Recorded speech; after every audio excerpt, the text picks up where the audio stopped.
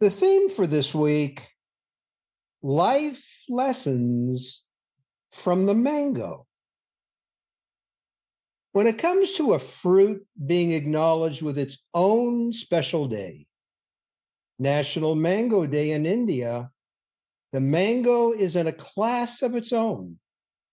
Its diversity unmatched. Each mango season provides a symbolic reminder that nature and the things we cherish experience disruption, uncertainty, and change. However, all natural systems have a cycle with a beginning and a definite end. There is a last time for all things. With me today is author, speaker, certified city planner, and the Mango Lady herself, Tanya Wilson. How are you doing, my friend? It is an incredible joy seeing your face.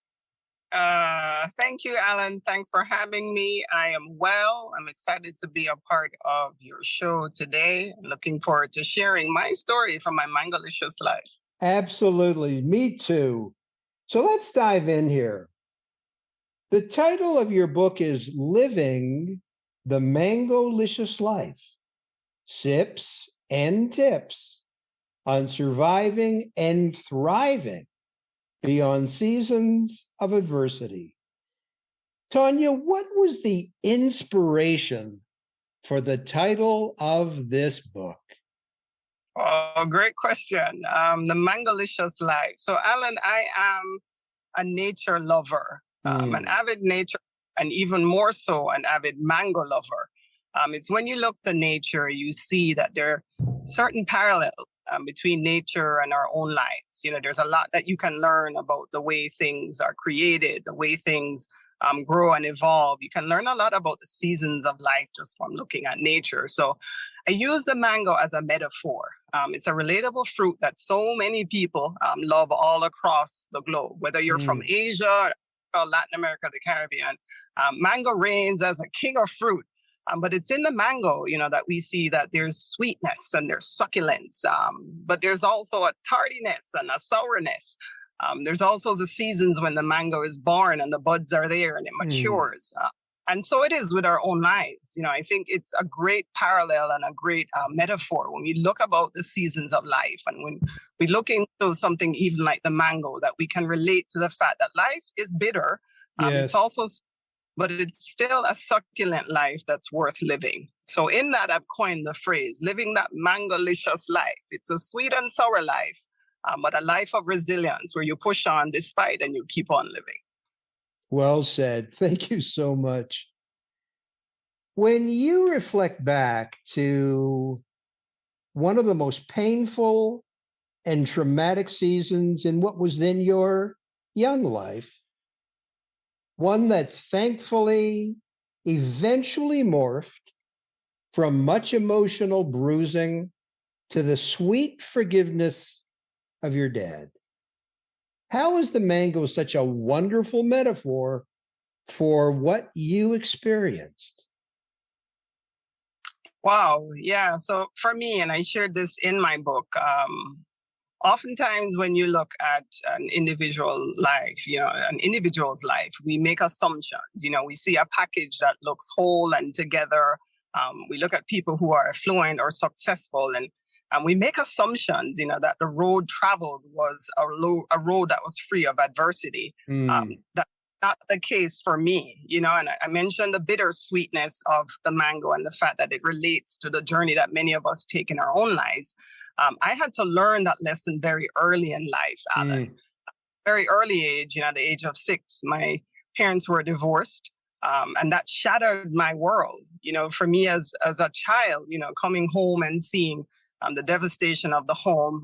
My father had vandalized our home. I couldn't reconcile it. I couldn't understand how at a place where I knew there was safety and there was love and there was a certain level of routine of joy each day, just overnight with no preparation, no explanation, my life shifted.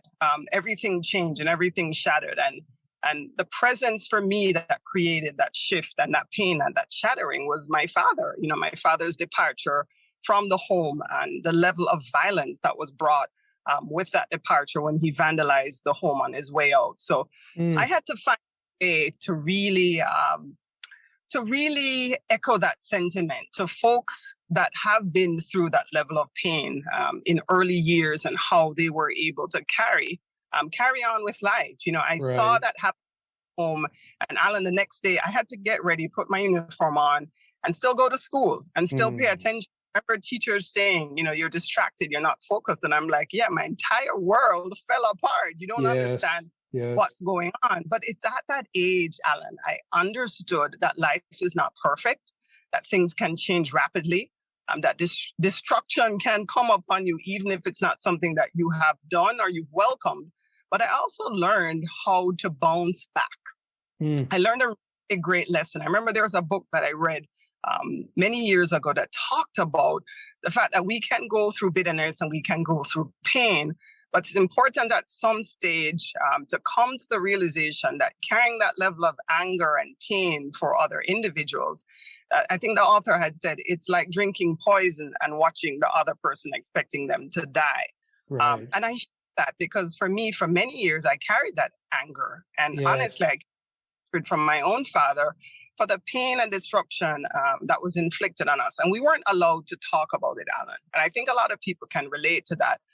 The fact that even in families, when things disruptive happen, you're expected to be silent. You're not expected to speak about it. It wasn't until I wrote the book that I finally broke that silence in speaking about the feeling and the experience from a child's perspective of what we went through. And Alan, can I tell you, it was very cathartic. It was very finally just speak and say what we went through was traumatic. It was very difficult to acknowledge that the trauma that was inflicted upon us was caused by my own parents. You know, it was hard to reconcile that, but at the same time, say that in a spirit of love, not in a spirit of hatred or retribution. It's certainly a spirit of retaliation. But I will tell you, a big part of being able to overcome those difficult seasons of adversity is acknowledging the pain and coming to a place where we're able to forgive individuals for things that have passed. You know, so I have forgiven my father for what he's done in that season and the things that occurred. You know, it was a very difficult time in his life as well. And I know that he's grown from it. I know in many cases, he has mourned some of the things that was done. But you know, folks that have been through that and folks that have experienced childhood trauma, I will say that it is possible to overcome. It is possible to forgive. And a big part of your healing really comes from letting go. You know, a big part of that healing comes from being able to surrender that pain and realizing that you don't have to be a prisoner to that place and that moment and that memory, and you can have a life that's fulfilling beyond that episode. But it has taught me to be resilient. I never realized that a childhood trauma could have been a part of me learning how to bounce back and learning how to heal and learning how to move beyond that season, because it doesn't last always, Alan. That's the good seasons don't last always. We can relate through that when we look at nature and even at the mango, that things do evolve and they do change. And that's one part of my life I know that's made me the person today that I am, that I'm able to navigate difficult situations. Wow. What wonderful victory. Talking about nature, nature is an amazing teacher if we're paying attention to what she's trying to tell us. Nowhere are her life lessons more evident than with the mango. Just as there is the perfect time to eat it, the perfect way, and in the perfect quantity, there was a perfect time for your mama nurse to show up as your daughter Mariah was clinging to life. What life lessons did that season teach you? Wow. Another great question. Yeah, there's a time and a season under the sun. I think there's a scripture actually in the Bible that says that, you know, there's a time to Yes, in Ecclesiastes, there's a time and a season and everything in life. My daughter was actually born premature, Mariah, at 28 weeks. She was 2 pounds. She only weighed 2 pounds. She had holes in her heart and in the brain. I mean, an absolute mess. She came at a time when we weren't prepared. You know, we had read all the books that new parents typically read. My husband at the time, we had gotten ready thinking this is how things work. She's coming at 9 months. She's coming healthy. Nothing came on script. Nothing came according to the plans. Everything fell in place the way that it fell without our permission and without preparation. But in that too, something amazing was happening. My mother had actually retired that exact month. That was in February 2008. Little did she know that her retirement created room and preparation for her to be the biggest support that we would have ever needed in that.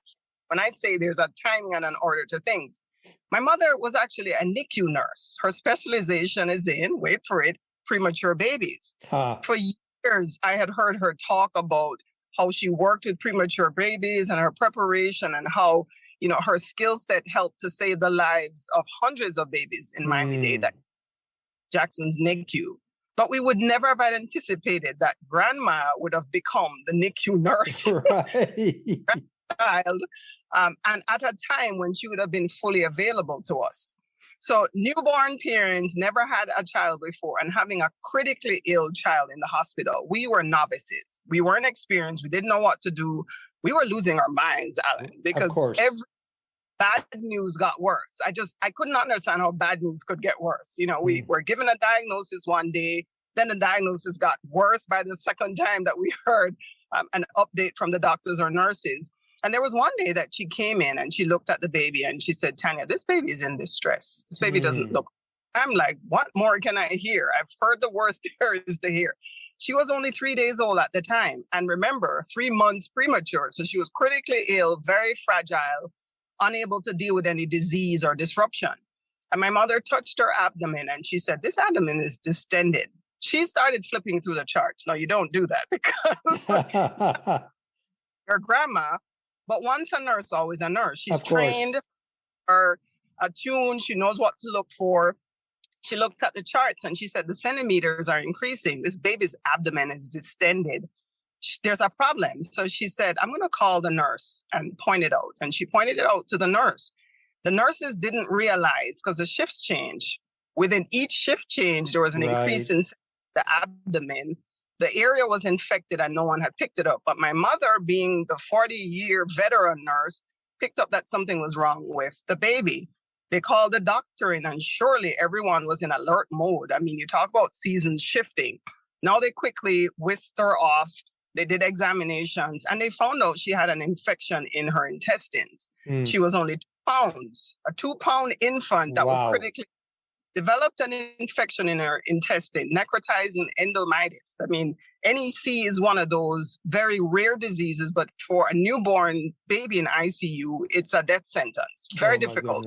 Wow. If it had been undetected for even another day, she could have died. Yeah. So I think about those episodes and I think about those perfectly mistimed opportunities. So she retires from her tour of duty as a NICU nurse for 40 years.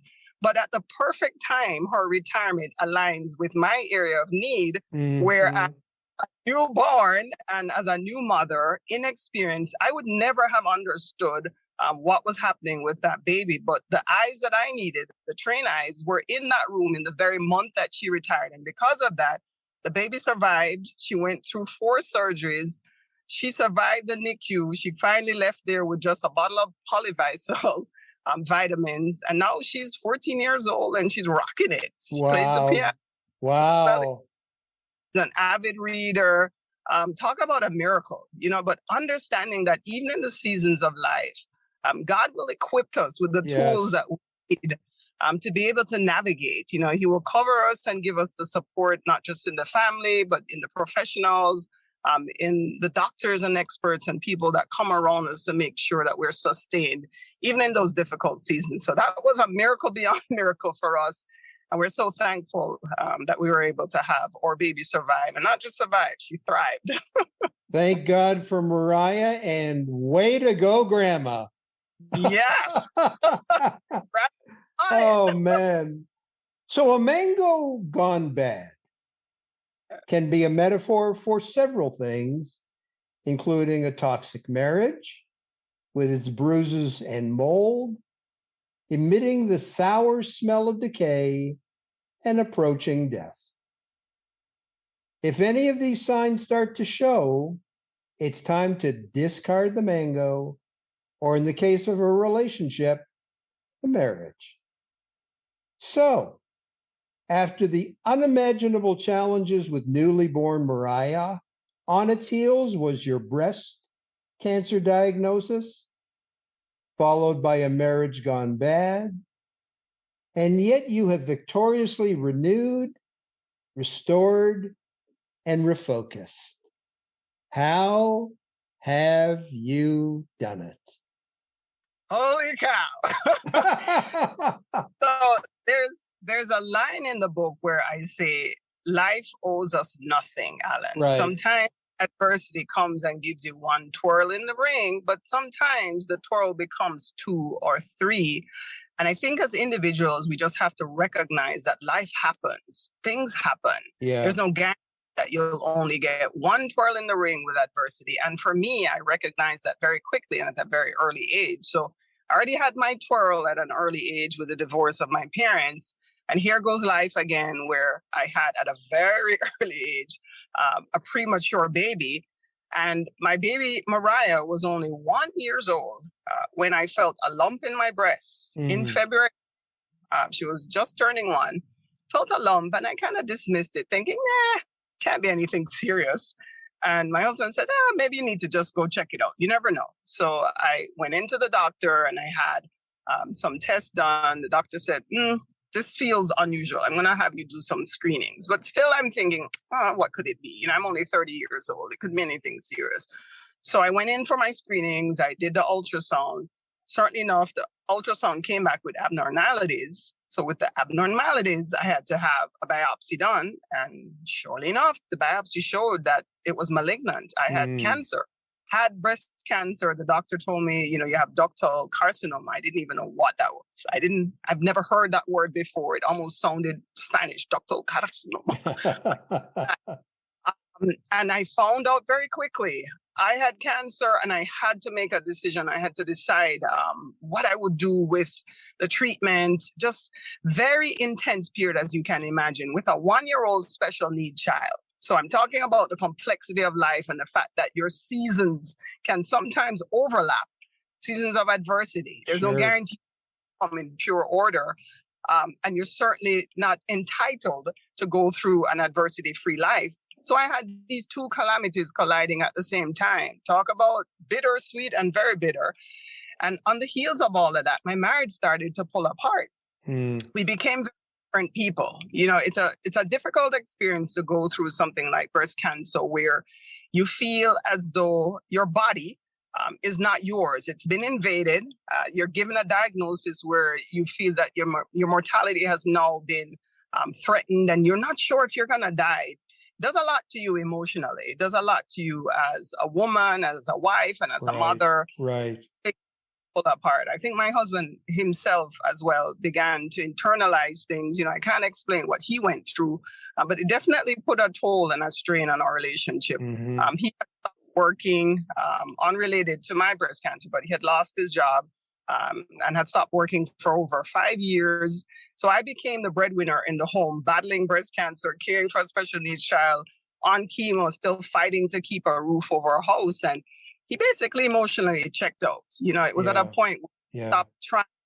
And I think when you're in a battle together, the best thing you can do is have a mate that is fighting with you. And you feel like you're both armed for battle. We reached a point where we were fighting each other instead of fighting together. Right. The relationship just got very sour and very toxic. And it didn't help that I was sick in the midst of all of that. For sure.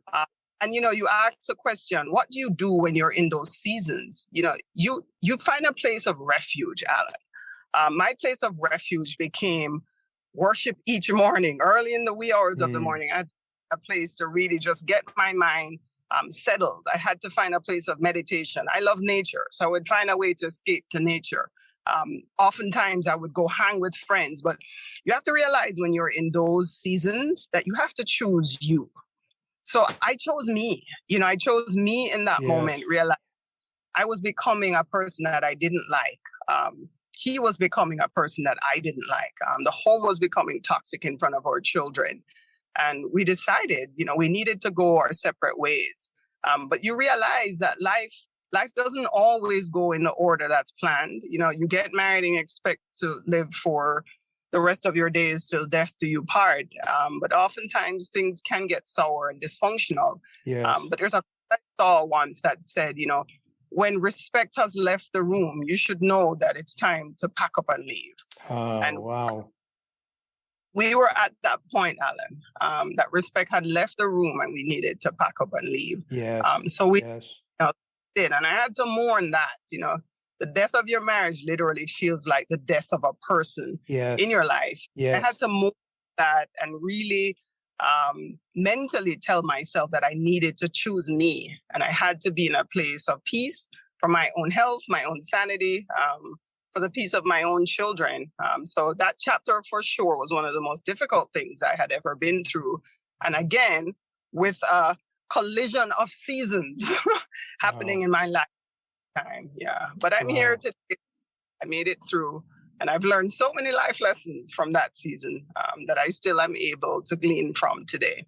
Tough slugging, Tanya. Tough slugging. Walkers, we're going to take a brief break, but don't go away. I'm coming right back with Tanya Wilson and life lessons from the mango. Sherry Sperry of Coldwell Banker Realty is your solutions realtor for Sedona and the Verde Valley. She has been a realtor in Arizona for 10 years, and customer service and attention to detail is of the utmost importance. Selling or buying a home is not an easy task. Her vast experience of owning real estate and being on both sides of the table makes her invaluable. Her main goal is to take the stress off you. Whether residential, rental, or vacant land, contact Sherry now to find the perfect home for you. We're back. The mango and its numerous seasons of life, from blossom to bud to harvest, as well as its extensive diversity, from the lesser known to the rock stars, has much to teach us if we're open-hearted and teachable. So far, what has the mango, with its multitude of characteristics, taught you, my friend, about life? Wow. Just a great series of questions. Like I said at the beginning, I think the mango is such a relatable fruit. If we look at life, we realize that life has its own collection of seasons. There's no season in our life, Alan, that constantly bears. When you look at nature, it's the same. Nature doesn't constantly bear fruit. It doesn't constantly flower. There's a season in nature sometimes where you need to have rest. You see that the plants themselves, especially in the winter, that things go into a state of dormancy. That can happen in our own lives as well. Sure. And I Mangolicious Life as the ability to be able to shift, the ability to be able to bounce back from the varying seasons that we encounter in our own lives. Whether it's a season of disruption because there's been a death in the family, whether there's a season of financial hardship, it's learning how to navigate those difficult seasons and still recognize it's still a life that's worth living. It's finding the tools.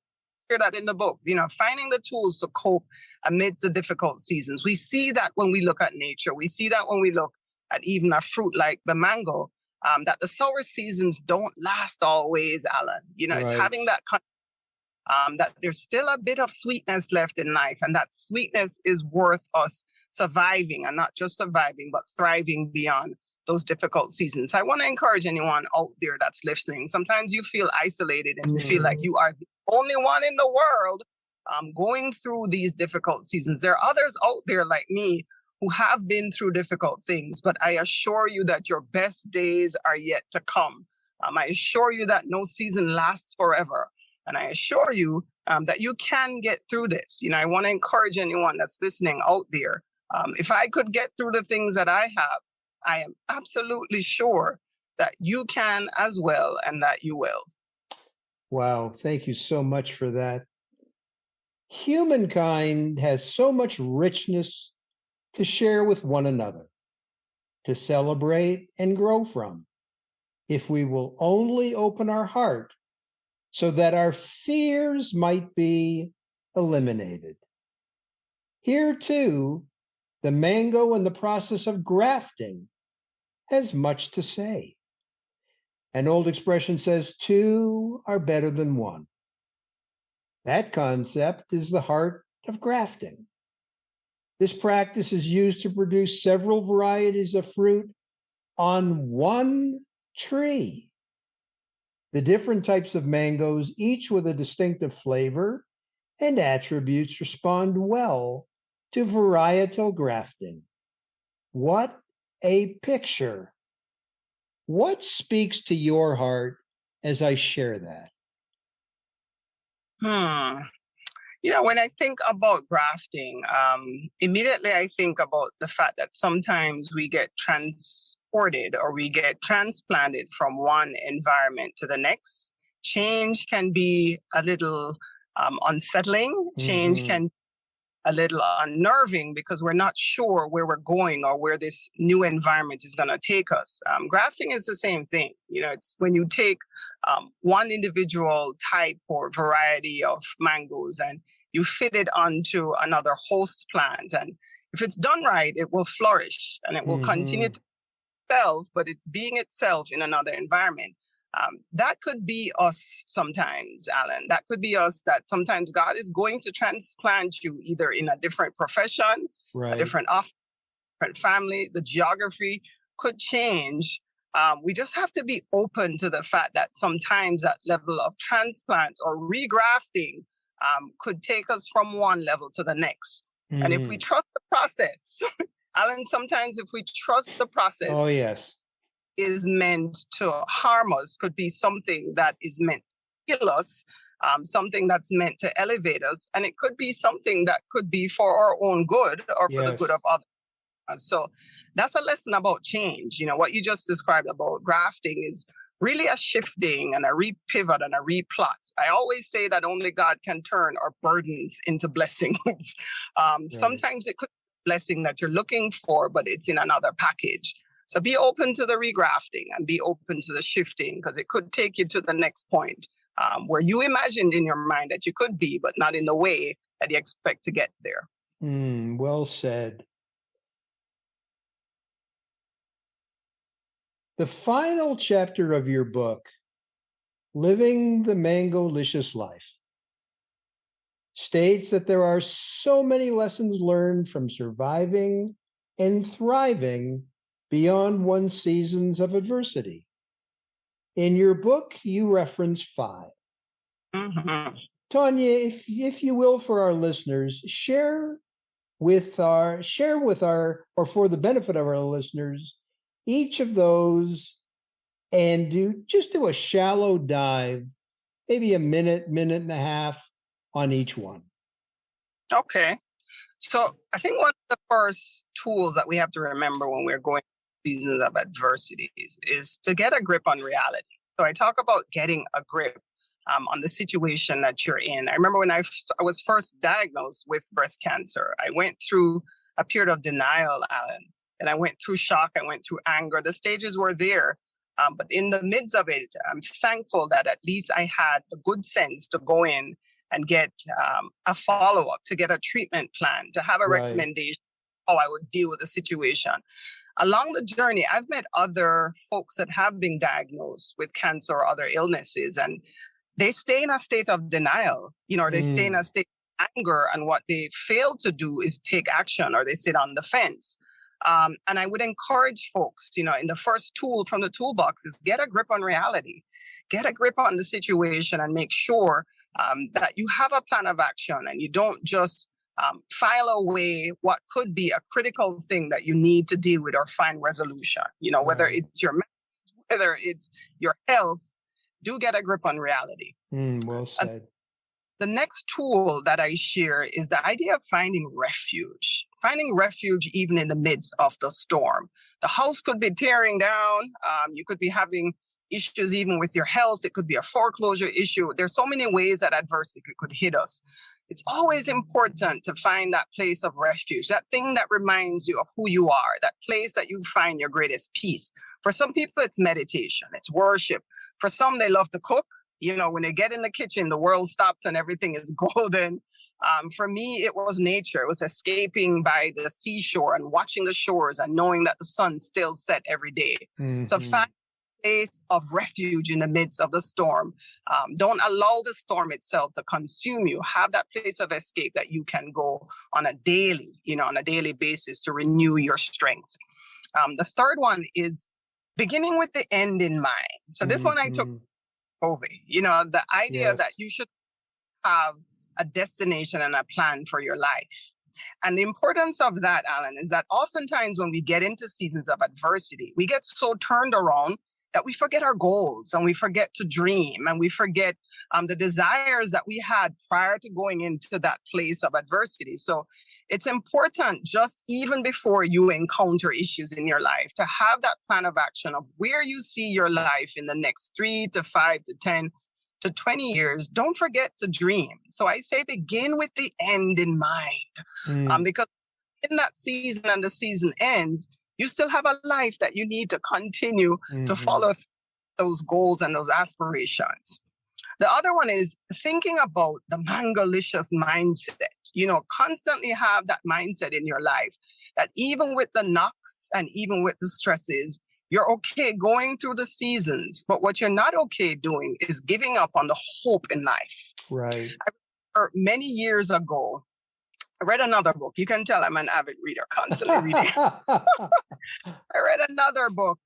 This one was by a psychologist, and she talks about that idea about grit. The book is called Grit, right? And she said, they've studied many times different successful people. They studied thousands of successful people to determine how did some people get to the level where they were high achievers in sports and in banking and medicine, different industries. And there was a common denominator that she found in successful people. Are you ready for it? Because I was shocked. She said, it's not necessarily based on scholastic scores or aptitude or strength or congeniality. Here are the things that we think it's the jocks or it's, the folks that are in showbiz that do well.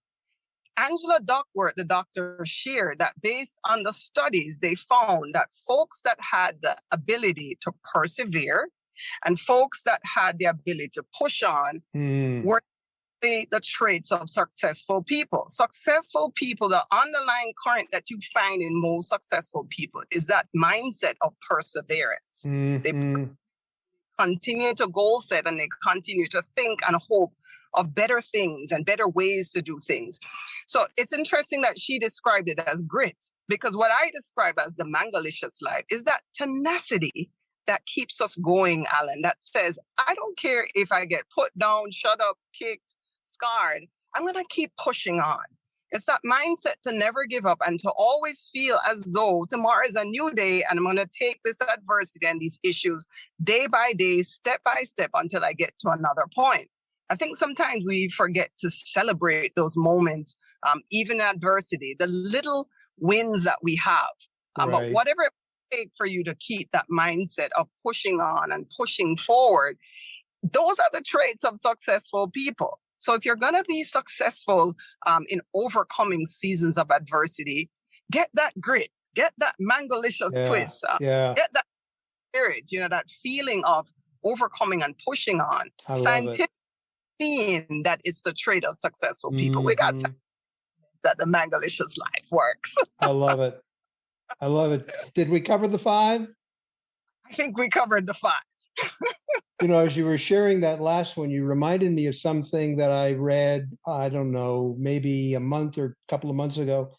And the author said, if you want to succeed in anything, particularly something that you're struggling with at the moment, you want the formula for success? Here it is. Do it once more.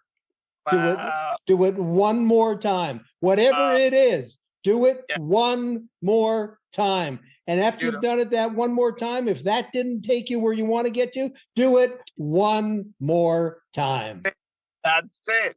Keep pushing on, keep pressing forward.